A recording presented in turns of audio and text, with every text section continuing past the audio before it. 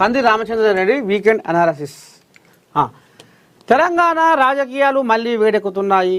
ఓవైపు జూబ్లీహిల్స్ ఉప ఎన్నిక, మరోవైపు రాష్ట్ర వ్యాప్తంగా స్థానిక సంస్థల ఎన్నికల చర్చలు ఊపందుకున్నాయి. అక్టోబర్ 8న హైకోర్టులో ఏం జరుగుతుందనే ఉత్కంఠ నెలకొంది. రిజర్వేషన్ల రాజకీయం నిజంగా ఎవరికి కలిసి వస్తుంది? 69% రిజర్వేషన్లతో ఎన్నికలు సాధ్యమా? రాష్ట్రాల రిజర్వేషన్లకు రాజ్యాంగపరమైన శాస్త్రీయత ఉందా అనే అంశాలపై చర్చోపచర్చలు జరుగుతున్నాయి. ఈ రిజర్వేషన్లతో ఎన్నికలు జరగడం అసాధ్యమన్న అభిప్రాయాలు ఎక్కువగా వినపడుతున్నాయి. ఓవైపు గ్రౌండ్లో స్థానిక రాజకీయం జరుగుతుంటే పార్టీల అధిష్టానాలు జూబ్లీహిల్స్ బైపోల్పై ఫుల్ ఫోకస్ పెట్టినాయి. జూబ్లీహిల్స్ బైపోల్ ఫలితం తెలంగాణ రాజకీయాల్లో కీలకం కానుంది. ఆంధ్రప్రదేశ్లో చంద్రబాబు పాలన మళ్ళీ ఆర్థిక స్థిరత్వం తీసుకొస్తుందన్న ఆశలు బలపడ్డాయి. తాజా రాజకీయ పరిణామాలపై ఏఎన్ఎన్ CEO సీనియర్ జర్నలిస్టు కంది రామచంద్రారెడ్డి విశ్లేషణ. ఒకసారి ఇది కూడా చూద్దాం మనం. ఇప్పుడు తెలంగాణ రాజకీయాలు ఊపందుకుంటున్నాయి. ఒకవైపు జూబ్లీహిల్స్ అసెంబ్లీ బైపోల్, మరోవైపు స్థానిక సంస్థల ఎన్నికలు. నియోజకవర్గంలో 3.99 లక్షల మంది ఓటర్లు జూబ్లీహిల్స్లో భవిష్యత్తును నిర్ణయించబోతున్నారు. బీఆర్ఎస్ అభ్యర్థి మాగంటి సునీత గోపీనాథ్ను అధికారికంగా ప్రకటించినప్పటికీ కాంగ్రెస్, బీజేపీ ఇంకా అభ్యర్థులను ఖరారు చేయలేదు. ఎంఐఎం అధినేత ఓవైసీ బీఆర్ఎస్పై విమర్శలు గుప్పించారు.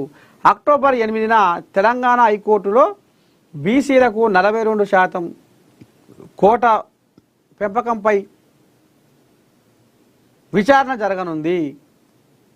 గ్రామ వార్డు సభల్లో మొత్తం రిజర్వేషన్లు 67%కి చేరడంతో 50% మినహాయింపు ఉల్లంఘన ఆరోపణలు ఎదుగుతున్నాయి. కాంగ్రెస్ సర్కారు ఈజీఓను రక్షించుకోవడానికి రాజకీయ పార్టీల అఫిడవిట్లు సేకరిస్తుంది. 69% రిజర్వేషన్లతో ఎన్నికలు నిర్వహించడం సాధ్యమే అని ప్రభుత్వం భావిస్తుంది. కానీ హైకోర్టు దీనిపై ప్రశ్నలు లేవనెత్తింది. మరోవైపు సుప్రీంకోర్టులో కూడా దీనిని సవాల్ చేస్తూ కేసు పడింది. అక్టోబర్ 6న విచారణ జరగనుంది. పల్లె ఎన్నికలపై రిజర్వేషన్ల ఉత్కంఠ కొనసాగుతుంది. సుప్రీంకోర్టు, హైకోర్టులలో ఈ వారమే ఎన్నికలు జరుగుతాయో లేవో తేలిపోనున్నాయి. ఎన్నికలు జరిగినా వాయిదా పడ్డా ఫాయిదా రాష్ట్ర సర్కార్కే అన్న చర్చ జరుగుతుంది. రిజర్వేషన్లు కేంద్రం పరిధిలోని అంశం. పార్లమెంటు చట్టం ఆధారంగా రిజర్వేషన్లు ఏర్పడ్డాయి. రాష్ట్ర ప్రభుత్వాలు తమ ఇష్టానుసారం చేయాలనుకున్న పార్లమెంటులో మారిస్తే తప్ప అది జరగని పని. ఇతర రాష్ట్రాల్లో అనేక మార్లు ఇలాంటి ప్రయత్నాలు జరిగి నిలిచాయి. అయితే ముఖ్యమంత్రి రేవంత్ రెడ్డి బీసీ రిజర్వేషన్లు కులగణన అంశంలో ప్రదర్శించిన చిత్తశుద్ధిని అందరూ అభినందిస్తున్నారు. అన్ని రకాల ప్రయత్నాలు రాష్ట్ర ప్రభుత్వ స్థాయిలో ముఖ్యమంత్రి చేశారు. హైకోర్టు ఆదేశాలు రావడంతో కాంగ్రెస్ బీసీల ఓటు బ్యాంకును బలోపేతం చేసుకోవచ్చు. బైపోల్లో విజయం సాధిస్తే రాజకీయ ఆధిపత్యం మరింత పటిష్టమవుతుంది. తెలంగాణలో బీసీ కమిషన్ సిఫార్సుల ఆధారంగా 42% పెంపు, కానీ జాతీయ మార్గదర్శకాలు 50% మించి అనుమతించవు. ఇక ఏపీ కథవు. ఏపీలో చంద్రబాబు దూకుడు మీద ఉన్నారు. కూటమి పథకం కేంద్రం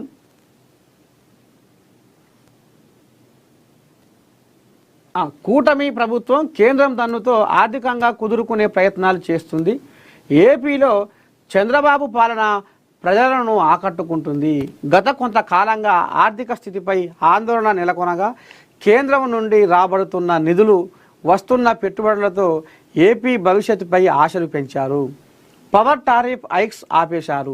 ఆటో డ్రైవర్లకు 15,000 సహాయం, సబ్సిడీలు క్లియర్ చేస్తున్నారు.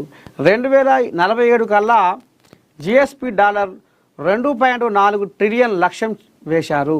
విశాఖ అమరావతిలో పెద్ద ఎత్తున పెట్టుబడులు తీసుకొస్తున్నారు. సూపర్ 6, సూపర్ హిట్ అని సభలు జరపడంతో పాటు ప్రజల్లో పాజిటివ్ ధోరణి బలపరచడానికి చేస్తున్న ప్రయత్నాలు ఫలిస్తున్నాయి. జూబ్లీహిల్స్ బైపోల్ తర్వాత రాజకీయాల్లో మార్పులు ఖాయం. ఖాయంగా కనబడుతున్నాయి. అధికార కాంగ్రెస్ గెలిస్తే ఇక ఆ పార్టీ మరింత దూకుడుగా స్థానిక సమరానికి జిహెచ్ఎంసీ వారికి రెడీ అవుతుంది. కాంగ్రెస్ బలపడితే స్థానిక ఎన్నికల్లో ఆధిక్యం, బీఆర్ఎస్ విజయం అయితే ప్రతిపక్షంగా బలం. బీజేపీ అభ్యర్థి ఎవరో త్వరలో తేలనుంది. ఈ ఎన్నికలు రాష్ట్ర రాజకీయాల్లో విభజనకు దారితీస్తాయి. రిజర్వేషన్ వివాదం కాంగ్రెస్కు ఓటర్ల మద్దతు తెచ్చిపెట్టవచ్చు, కానీ హైకోర్టు నిర్ణయం కీలకం. తెలంగాణలో ఈ రాజకీయ తుఫాను రాబోయే ఎన్నికల ఆకృతిని మార్చవచ్చు. ఒక దుబ్బాక, హుజురాబాదు, మునుగోడు ఎన్నికల తరహాలో జూబ్లీహిల్స్ ఇప్పుడు తెలంగాణ రాష్ట్ర రాజకీయాల్లో హాట్ టాపిక్గా మారింది. ఇక అందరూ అటే చూస్తున్నారు. మరి ఇక జూబ్లీహిల్స్.